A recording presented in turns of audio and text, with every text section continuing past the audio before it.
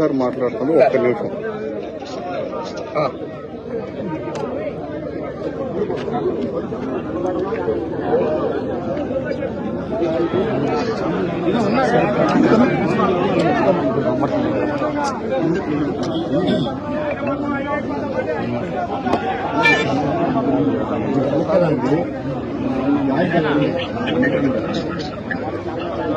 అన్న, ఇదే సోలమన్ ని మొన్న 3-4 రోజుల క్రితం మర్డర్ చేశారన్నా.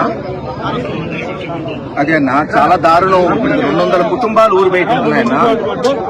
మీరు కూడా అప్పుడు చెప్పారు మీరే వస్తామని, కానీ ఇంకా సమయం వాళ్ళు కొంచెం టైం అడిగారు అందరు కూర్చొని మాట్లాడుకోవడానికి. ఈ లోపల ఇతని భార్య బాగాలేదని పోతే పోయినందుకు మర్డర్ చేశారన్నా. ఈ రోజు దహన కార్యక్రమాలకి మేము వస్తే మొత్తాన్ని ఊరు బయట ఆపేశారన్న పోలీసులు. ఊరు బయట కాదు, నేను ఒక్కరిని పోవాలంటన్నా, కుదరదని చెప్పాను.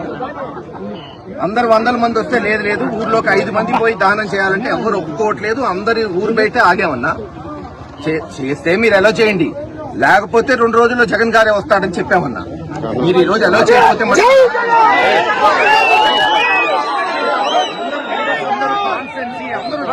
2-3 మంది అసలు అమాయకుడు అన్న, చనిపోయినోడికి అసలు గొడవలకి ఫ్రాక్షన్ కి ఏ రోజు పోడు పాపం. అందరు స్వచ్ఛందంగా వస్తే పోలీసులేమో ఎవరు నెల చేయం 5 కార్లు అంట. వాళ్ళు చెప్పిందంతా విన్నామన్నా.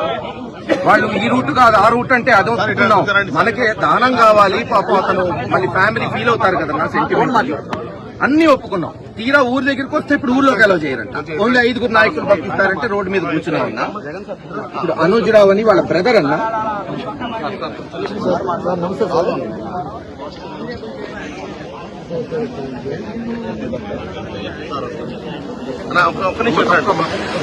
మోడీ కుటుంబ కలిసి అందరూ కూడా బయటే ఉంటున్నారు సార్. 300 కూడా 300 నుంచి 400 కుటుంబాలు అందరూ కూడా బయటే ఉంటున్నారు సార్.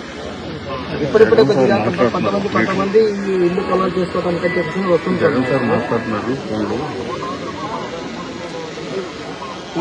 అవును సార్, దాన్ని చూసుకొని మనం కొంతమంది అప్పుడప్పుడు కొంతమంది వచ్చేస్తారు సార్. అయితే బ్రదర్ కూడా ప్రస్తుతానికి గ్రామం పక్కన బ్రాహ్మణపల్లిలో నివాసం ఉంటుంది సార్. వదినమ్మ గారికి బాగలేకపోతే చూడటానికి వచ్చారు సార్. ఈలోగా కలర్గా ఉన్న బ్రష్ ముఖం కడుకుందని తెలిసిన రోడ్డు మీద ఇంటి ముందుకు వచ్చినటువంటి వ్యక్తిని, అన్నయ్యని మోటమరి పేతురు కాంతారావు అనే వ్యక్తులు రాడ్డుతో దారుణంగా తల మీద కొట్టారు సార్. దీని మీద హాస్పిటల్కి వెళ్ళేసి మామూలుగా ట్రీట్మెంట్ చేసి చూసుకుంటే సీరియస్గా ఉందని చెప్పేసారని